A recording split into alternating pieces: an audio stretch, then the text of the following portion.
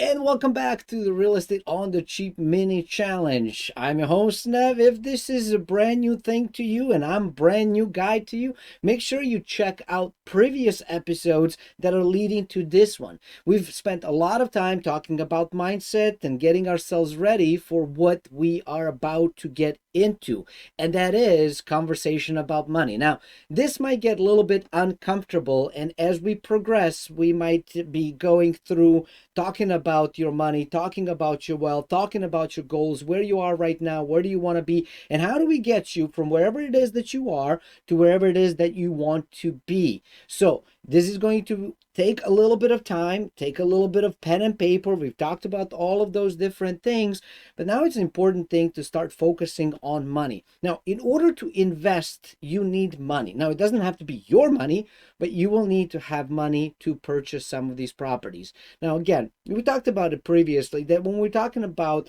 these properties, we're not necessarily talking about you having to spend hundreds of thousands or millions of dollars, although you can, but it is going to take at least a few hundred, most likely a few thousand to few tens of thousands of dollars. Now, if you are looking at your wallet right now and going, Nev, you've lost your mind, dude. I have $2 in my bank account. We're going to need to talk about how do we get you to the point where you actually have some cash in order to participate in these deals. Now, in the upcoming episodes, I'm going to guide you through and show you where you can find these deals and kind of how to evaluate them and give you a bit of guidance on what can help you to actually get into property investing. So, as you know, real estate, now you could potentially get it from a rich uncle, and that's how you become an owner. Maybe you are in some sort of lease agreement like rent to buy. But for most of us, we're going to have some cash to buy it. And even if you are buying through traditional methods where you put in a small portion down and then you finance the rest of it, you're still going to need to have some money to do that. Now, this particular program, we're not going to be dealing with any agents. We're not going to be looking at houses on Zillow. Well, we might be doing it for the valuation reasons, but that's not where we're going to find them or buy them. Your realtor or broker is not going to know about these. Some of them might, but most of them will not, because this is not going to require anybody else. It's going to require you, a computer of some sort. A phone is fine as well if you want to, a tablet, but a regular old computer will do it. It's going to require internet access. It's going to require a little bit of the mindset, which is why we spent a little bit of time talking about it, and it's going to require some money. When you purchase these deals, you're not going to be putting down a down payment on it. You're actually going to be buying it all cash. Now, if that's scary to you and you're like, nope, I'm out, that's fine. See you later. But if you're not scared by this whole notion, then listen up. This is what is going to happen. So you're going to have some cash. Now, say that you have $10,000. Obviously, when you go into the auction, you're going to look for the deals that are going to be $10,000 and less. You're going to need some money for the bank transfers. You're going to need some money for registration. So you make sure that you account for that. So you're going to be bidding on the less than the amount that you have in a bank. Now, if you're not comfortable putting the whole $10,000 in it, come up with the amount of money that you are comfortable putting in these deals.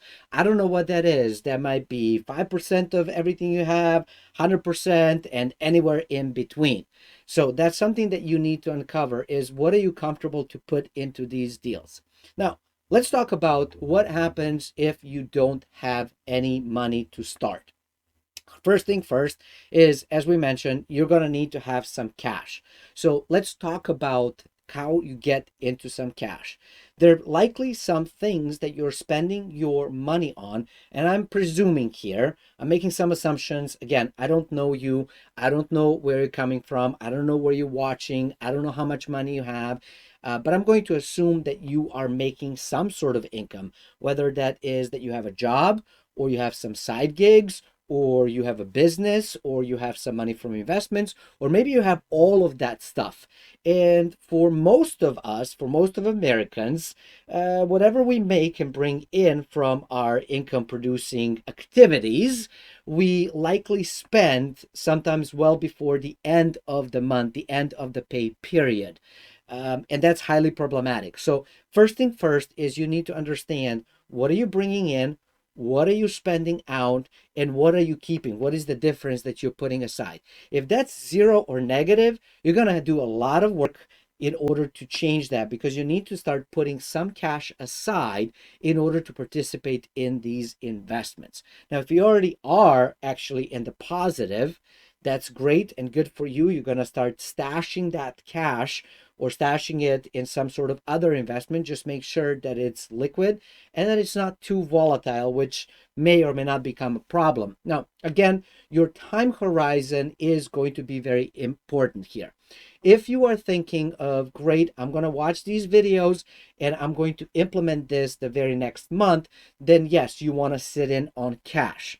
If you're saying, I'm going to do this 5 years from now, then you can get into stocks and crypto, for example. And I'm not recommending them, but I'm just saying you can invest the money in higher risk assets in order to accumulate more money so that you can then take portion of that and be able to apply it and purchase these properties. So number one is, do you have any cash? Number two is, what is your cash flow? Is it positive? Is it negative? If it is negative, it means you're spending more than you're earning, and you need to start A, increasing your income, and B, lowering your expenses.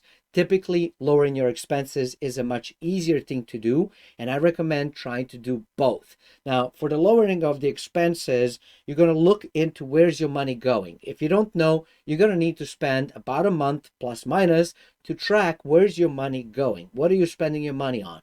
Is it the rent, the food, the car, the insurance, gyms, going out, drinks, eating out, shopping? I don't know what you're doing, but you're going to need to look at all of that stuff and look at what is important to you long term as opposed to what just is satisfying you in the moment. Now, I understand the whole satisfying in the moment piece. I get it completely. I've been there. I've done that where I've spent way more money and I had way more month left at the end of it.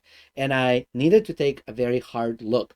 Now, one of the pieces that helped me with it is that I was tracking and starting to track where my money was going because I didn't even know it. If somebody was to ask me, Nev, what did you spend all of your money on?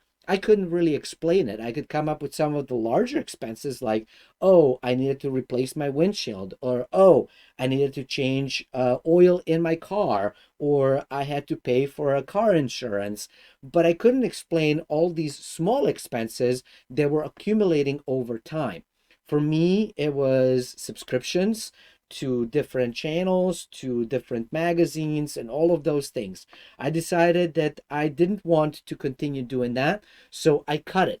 I removed magazine subscriptions. I removed all of these different subscriptions to things that I didn't necessarily benefit from.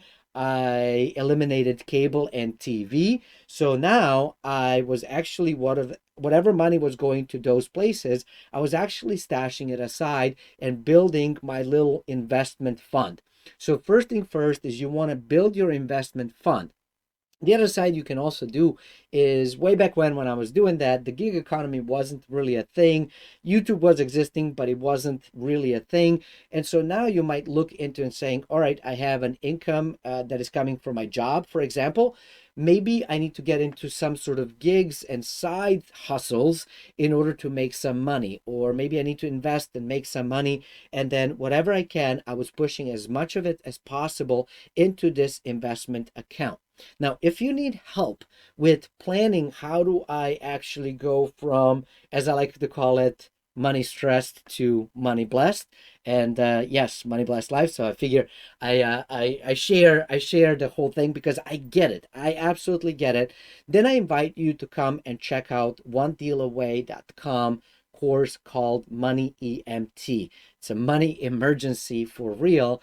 And if you want to join in, there is a link below, as well as a special code you can put in to get super amazing deal on it. So definitely make sure you check that out. It's not mandatory by no means. There's a lot of different books, a lot of different videos for you to look and read and watch and pay attention to. And just simply a sheer focus is going to likely help you out.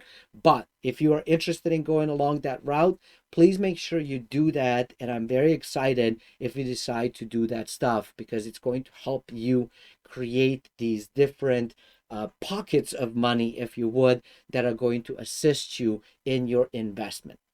So that's number one. We gotta work on creating pool of money that we are going to be able to invest.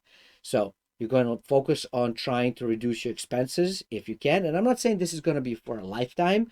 I'm just saying this is going to be for a time in life in order to get your life back on track if it is that you want to actually change things around. Because here's the thing that you need to pay attention to and watch out for.